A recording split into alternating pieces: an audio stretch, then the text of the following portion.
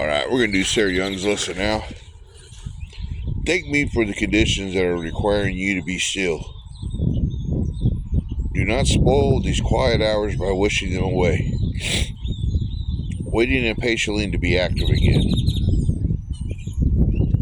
Some of the greatest works of my kingdom have been done from sick beds and prison cells. Oh yeah, I learned in jail, y'all. January 5th, 2008, right over here in the Comanche County jail cell. In the county at that. Instead of resenting the limitations of a weakened body, search for my way in the midst of these very circumstances. Limitations can be liberating when your strongest desire is living close to me. Quietness and trust enhance your awareness of my presence with you. Do not despise these simple ways of serving me. Although you feel cut off from the activity of the world, your quiet trust makes a powerful statement in spiritual realms. My strength and power show themselves most effective in weakness. Remember, in our weaknesses, God is at His strongest. And He's close to the brokenhearted. In quietness, there is strength. Very true. I'm just now starting to scratch the surface of that because I've been loud a long time.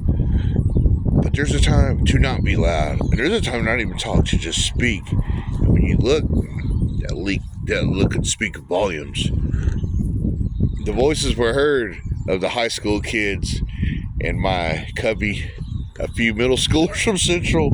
They're the only middle schoolers that had the cojones to go and join the middle school or the high schoolers. I'm looking at MacArthur because I live here on the east side. MacArthur, Ike, Lawton High. Shout out to all of our schools. There is no rivalry, man. There was no rivalry. This wasn't no football game. This was straight up the most beautiful protest I'd ever been in my life.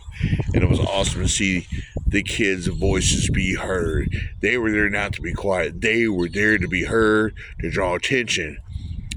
Would you say to themselves? Yeah, because they need your attention to let them know they're fully aware what they're protesting. That's why it's beautiful to be there, because so many ignorant people, mega people, Trump people. Yesterday, I think I offended some people when I was behind the pulpit as a minister of God, and I straight up said so.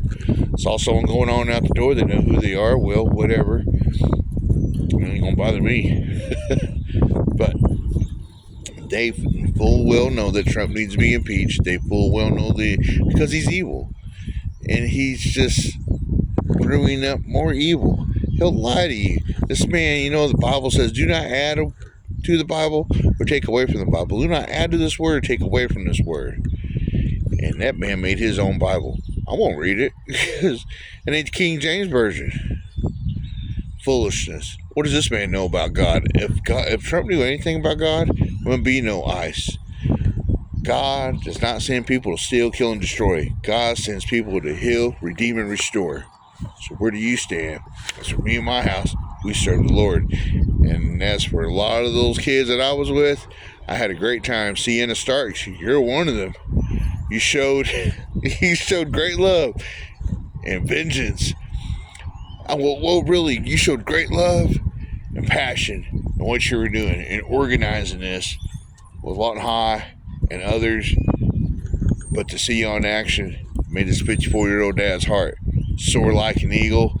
And y'all actually made me feel like a kid, because I was accepted. Once I come up and I asked a simple question, hey, there's a lot of people that say, you do not know what you're protesting, so let me ask you, what are you protesting?